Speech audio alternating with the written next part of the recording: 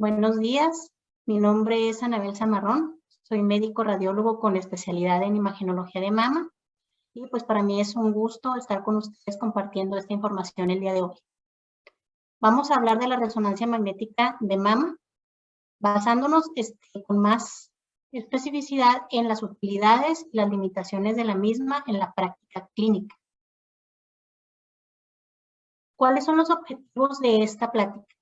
Bueno, pues primero que nada es poner en el mapa a esta herramienta diagnóstica, ya que es desconocida a veces por muchas personas y muchos médicos. No sabemos realmente que existe este método y que puede ser una herramienta útil en ciertos casos.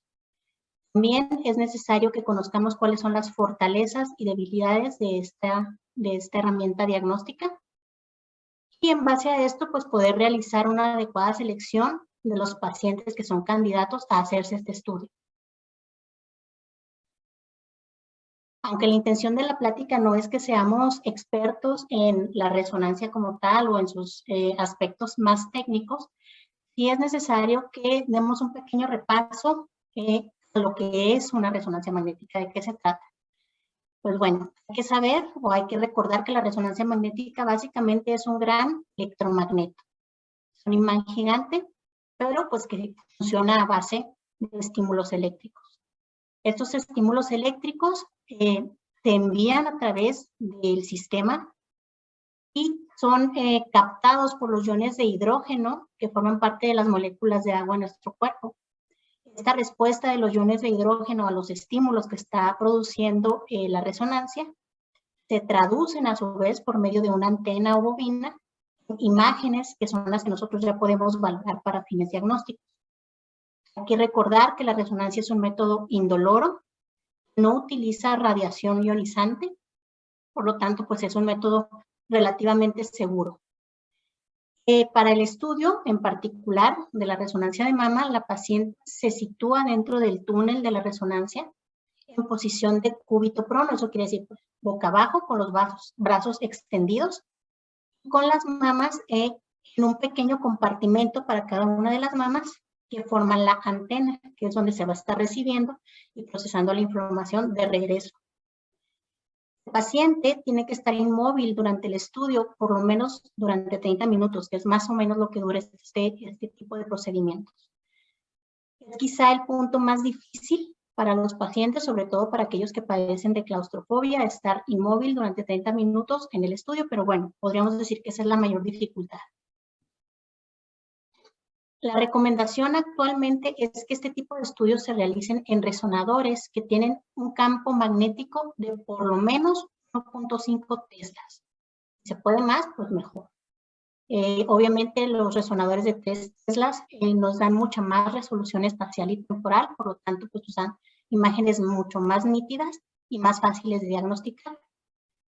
En cuanto a la adquisición de las imágenes en una resonancia, se parecen mucho a las reconstrucciones que estamos acostumbrados a ver en tomografía.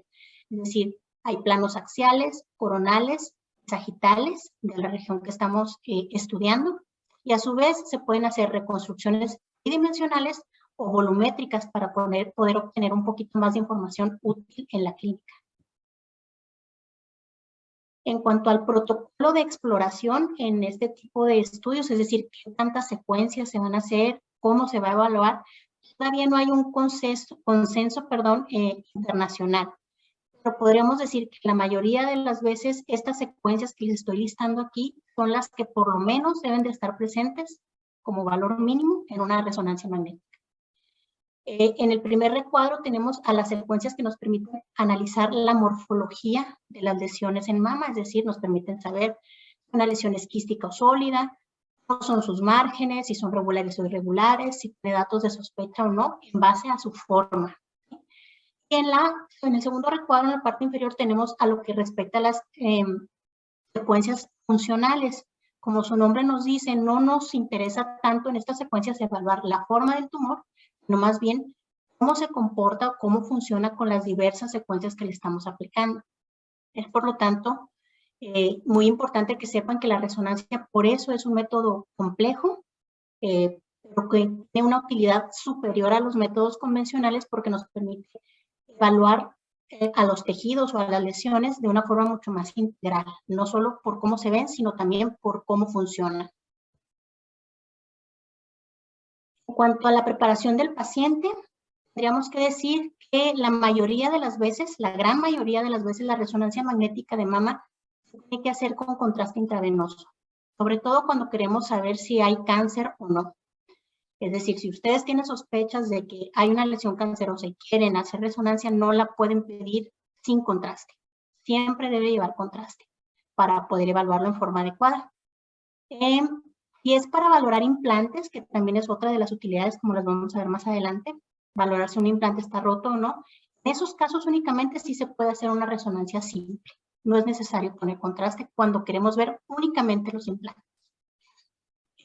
Hablando de esto también, como les digo, como se va a inyectar un contraste por vía intravenosa, que es contraste paramagnético, la molécula se llama gadolínio, es necesario que los pacientes tengan una función renal conservada. La forma en la que nosotros nos podemos asegurar de eso antes de hacer este tipo de estudios, pues es hacer un análisis de laboratorio donde nos den valores de creatinina y urea para estar seguros que sus riñones están funcionando bien antes de inyectar el material de contraste.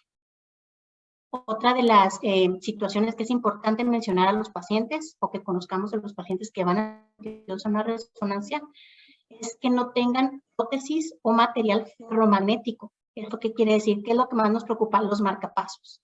Un paciente que tiene marcapasos de entrada no es candidato a hacerse una resonancia magnética de mama. También algunas prótesis, sobre todo de cadera, que ya no se ponen en forma reciente, más bien las que ya son antiguas, de más de 30, 40 años, y pueden ser de materiales ferromagnéticos que cuando se introducen en la resonancia, pues se sobrecalientan y pues pueden lastimar al paciente. Entonces, por eso, pacientes que tengan prótesis ferromagnéticas o marcapasos no son candidatos a entrar a la resonancia. Dentro de las indicaciones también, que ya son más relativas, no son para todo mundo, pero encontramos la de suspender la terapia hormonal de reemplazo a aquellas pacientes que estén en menopausia tomando terapia hormonal de reemplazo. Recomienda que la suspendan por lo menos 4 semanas antes de realizar el estudio. Esto porque el estímulo hormonal en la glándula mamaria nos puede dar lugar a tener falsos positivos. Obviamente, pues no queremos obtener en este tipo de estudios. Y más o menos por eso mismo se le recomienda a las pacientes que tienen tejido mamario muy denso que se realicen el estudio entre el día 7 al 14 de su ciclo menstrual, precisamente para que el estímulo hormonal no nos influya tanto en el diagnóstico. Hablando en sí de las fortalezas como tal del estudio, podríamos decir que las principales es su alta sensibilidad para detectar el carcinoma de mama invasivo, una sensibilidad que llega al 100%. Y también es muy sensible, aunque no tanto, para detectar los carcinomas ductales in situ. Esta alta sensibilidad también se va a ver reflejada en aquellos pacientes que ya tuvieron un problema de cáncer de mama, que fueron sometidos a cirugía y existe una sospecha de que el cáncer regresó en el sitio de la cirugía. En estos pacientes, la resonancia nos da información muy valiosa que no podemos obtener por los métodos convencionales. Como les mencioné, pues es el estándar de oro para valorar las rupturas de los implantes mamarios. Dentro de las debilidades de la resonancia magnética, pues encontramos que su especificidad no es tan alta como su sensibilidad. Este déficit o esta deficiencia tratamos de suplirla pues haciendo un análisis muy integral con muchas secuencias, como se los mencioné, para poder disminuir al máximo el riesgo de obtener un falso positivo, como puede ocurrir, como les comenté, en algunos casos en los cuales hay estimulación por terapia hormonal. Y dentro de los factores, pues ya más bien sociales y económicos, encontramos que las debilidades de la resonancia son que no siempre está disponible en todas las ciudades un equipo de resonancia adecuado y pues más que nada también el costo que sí puede llegar a ser bastante elevado en comparación a los estudios convencionales de mamografía y ultrasonido. Bueno, pues ya sabiendo este tipo de información, ventajas y desventajas, tendríamos que evaluar entonces cuáles son realmente las utilidades o aplicaciones de la resonancia mamaria en la práctica clínica. Como los mencioné ahorita también, pues básicamente la resonancia mamaria nos va a ayudar muchísimo en todo lo que tenga que ver con neoplasias malignas de la mama, pero va a dar un diagnóstico con una base diferente a la de los estudios convencionales como es la mamografía. La base en la cual se asienta la resonancia magnética de mama es en demostrar la angiogénesis tumoral.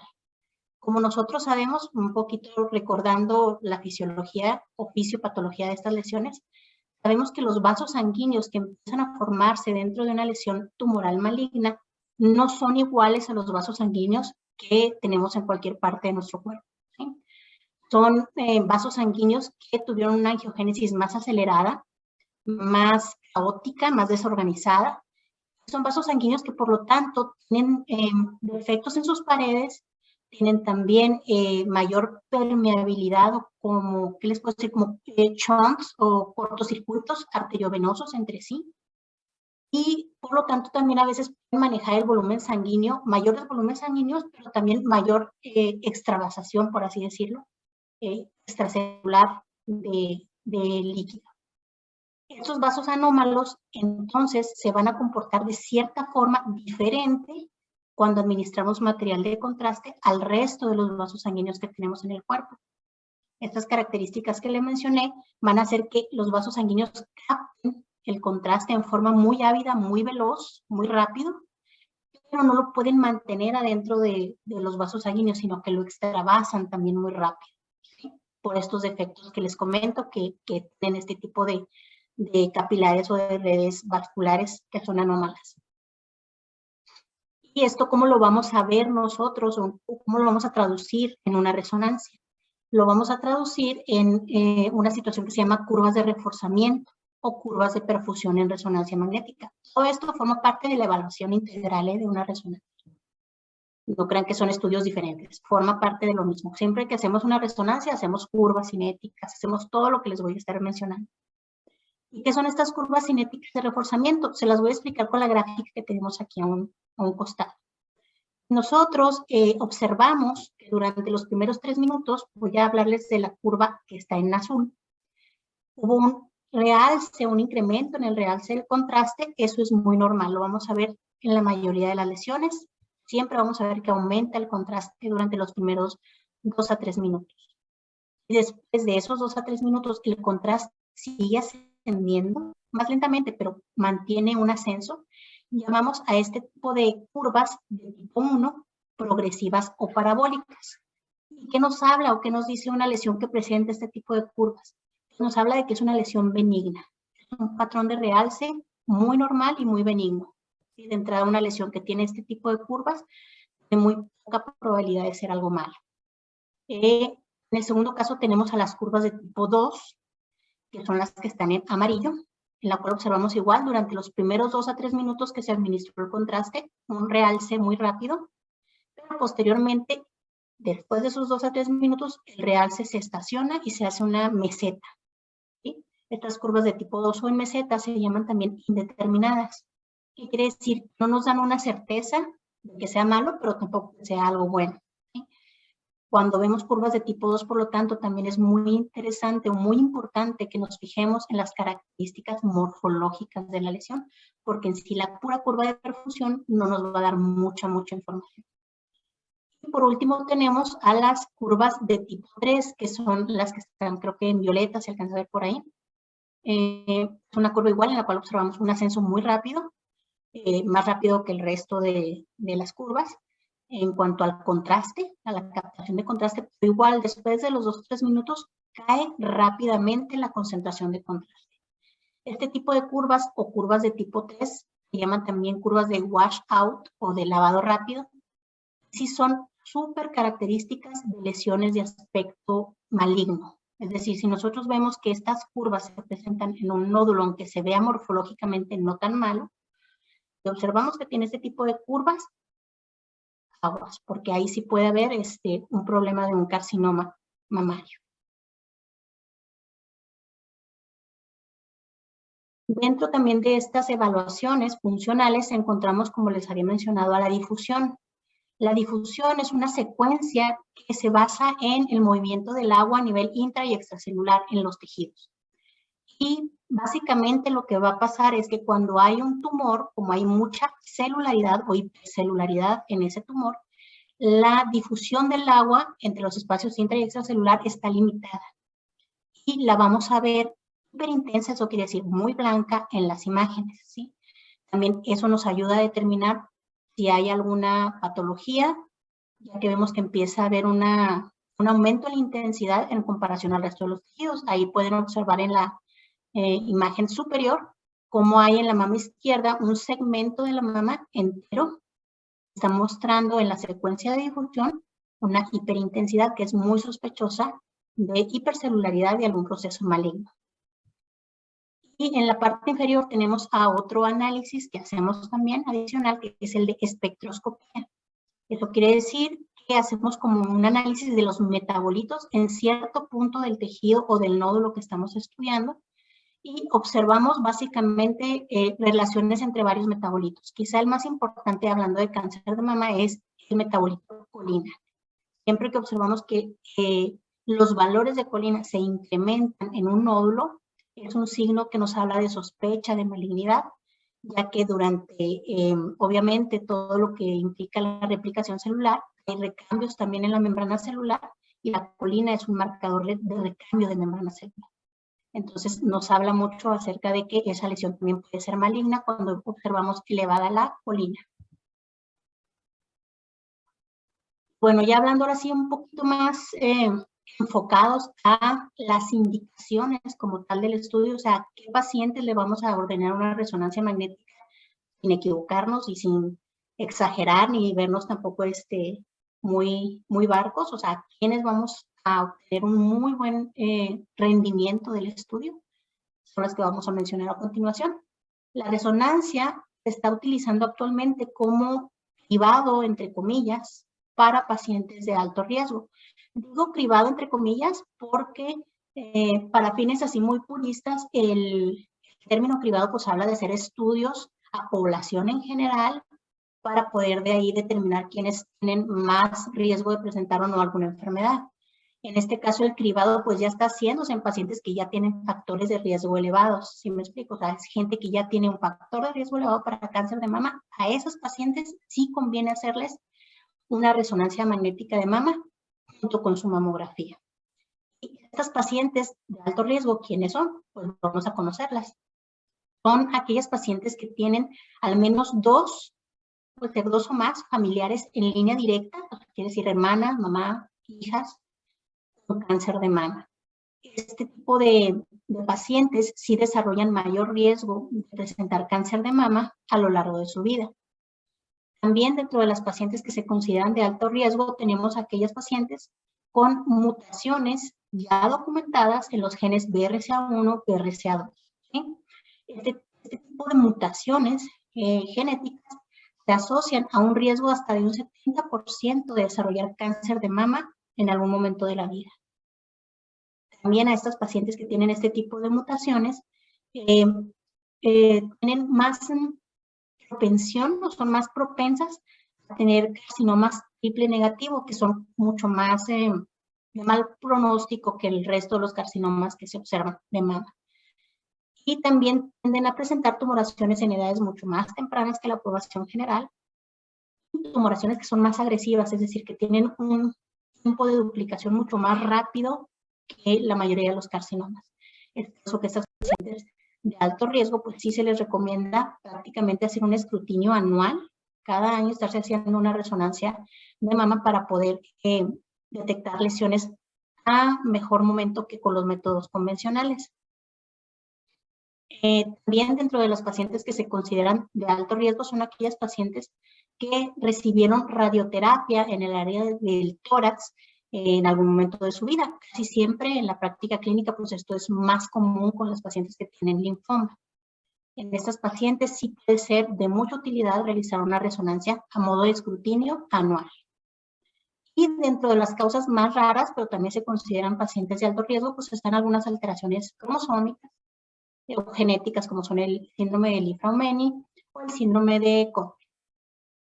Y bueno, ya en forma más reciente, aunque todavía nos faltan más estudios y más evidencia, he visto que también la resonancia magnética está cobrando utilidad en aquellos pacientes transgénero que fueron sometidos a terapia hormonal y que por lo tanto pueden tener mayor riesgo también de tener algún problema de neoplasias malignas en mama. En ellos también se ha visto que puede ser muy útil la resonancia magnética, pero como les digo, todavía faltan más estudios. Ahorita es algo que apenas está empezando a estudiarse. Otra de las utilidades de la resonancia magnética de mama es la estadificación del cáncer. O sea, queremos saber qué tan avanzada está la enfermedad en el momento que la diagnosticamos. Desgraciadamente, a veces con una mamografía y un ultrasonido no es posible saber exactamente qué tan grave es la enfermedad. A veces estos métodos pueden subestimar a la enfermedad. Una resonancia pues, nos va a ayudar a evaluar con más precisión la extensión de la enfermedad, las dimensiones de la lesión que estamos estudiando. Y esta información a su vez pues, puede ser útil para poder planear en forma mucho más correcta y más individualizada qué tratamiento le conviene a esa paciente que estamos viendo. Con la resonancia magnética nos fijamos en el tamaño de la lesión, pero también nos fijamos en otros parámetros que son multifocalidad, multicentricidad y bilateralidad. Estas tres cosas, ¿qué quiere decir? Bueno, nos fijamos en que no sea solo un tumor, sino que no vaya a haber más tumores que están pasando desapercibidos en los métodos convencionales. En este caso serían tumores multifocales. Nos referimos a que son varios tumorcitos o varias neoplasias en un mismo cuadrante de la mama. También el otro término es multicentricidad, que hace referencia a varias lesiones malignas en diferentes cuadrantes de la mama. Y pues bilateralidad, como su nombre lo indica, es dos lesiones mamarias malignas cursando simultáneamente en ese momento. No es tan raro en la práctica mía diaria encontrarme con pacientes que por mamografía se veía que era solo un tumor y cuando hacemos la resonancia nos damos cuenta de que no era solo un tumor, eran más lesiones. Aquí, de hecho, en la siguiente diapositiva que les estoy enseñando son casos que yo vi en mi práctica diaria, donde a las dos pacientes que tengo aquí tenían mamografía, donde habíamos visto una sola lesión por mamografía y ultrasonido, y se decidió hacer una resonancia magnética donde observamos, por ejemplo, en la foto de arriba, en la mama derecha, pues, por lo menos 3 a 4 lesiones que captan el contraste de forma sospechosa. Y en la mama izquierda, en la foto inferior, vemos dos lesiones que están captando el contraste en forma sospechosa, que, como les digo, en el método convencional, pues aparecía nada más como una lesión. La importancia de esto, de saber si es una o varias, para fines de estadificación, es precisamente poder decidir qué tipo de tratamiento le conviene más a cada paciente.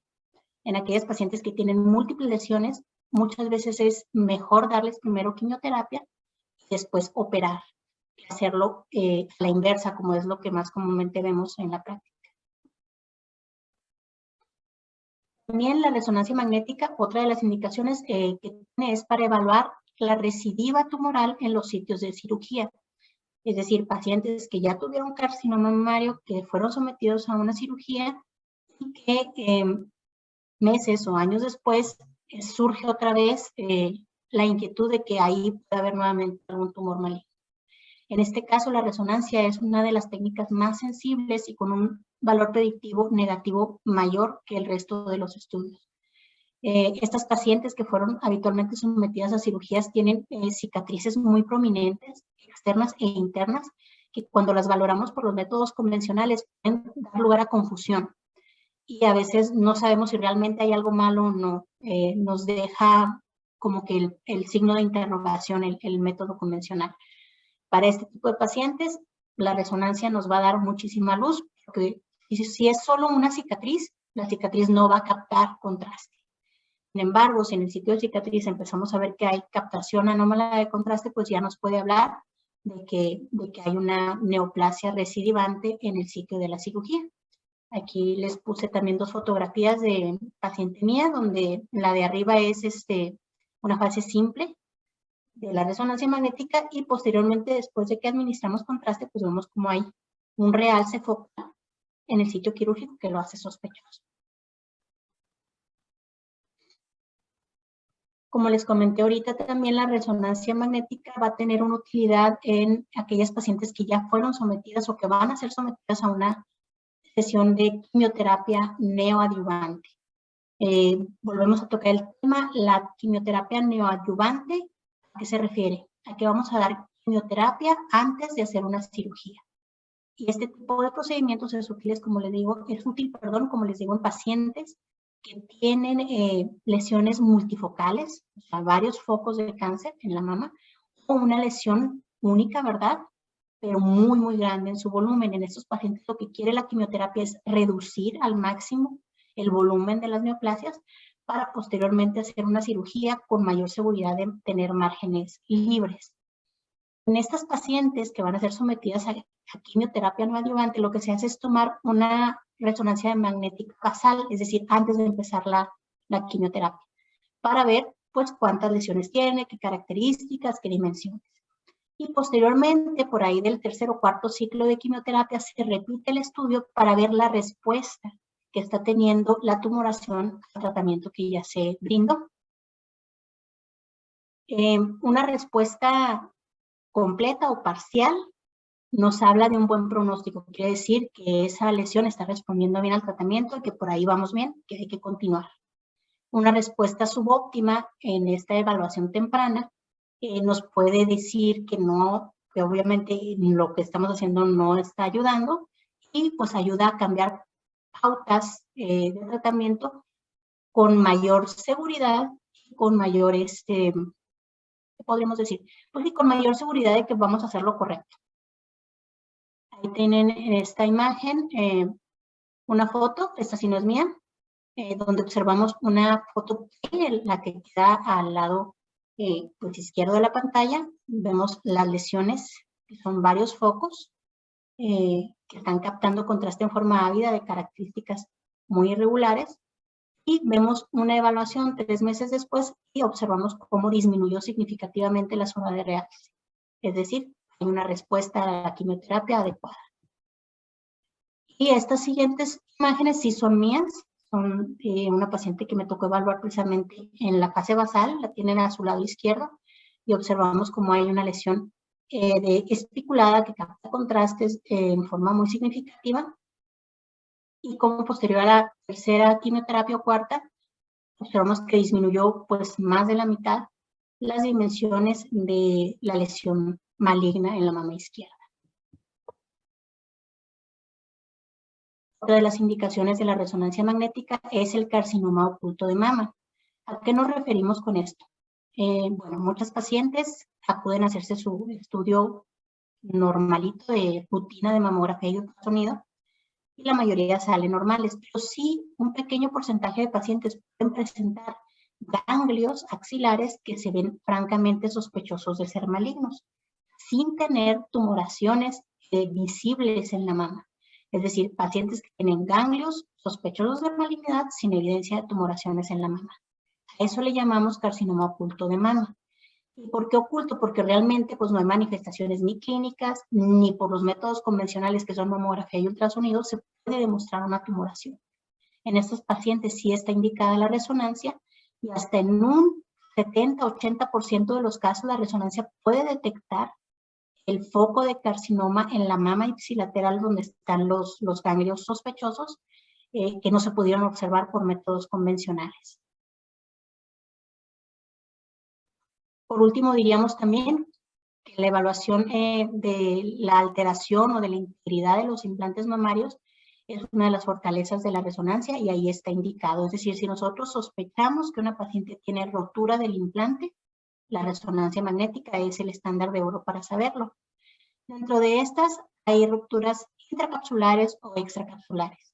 En la práctica diaria es más frecuente encontrar las rupturas intracapsulares. Esto quiere decir que se rompe la membrana del implante, pero el contenido del implante sale, pero se queda a su vez como encapsulado en la cápsula fibrosa que le formó el cuerpo alrededor al implante.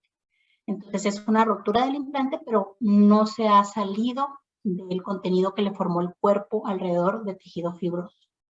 Y las rupturas extracapsulares, en esta silla se rompe tanto la cápsula fibrosa como la membrana del implante. Entonces el contenido del implante puede invadir los tejidos adyacentes. Y aquí tenemos en las imágenes que les puse una muestra en la parte superior de una rotura intracapsular.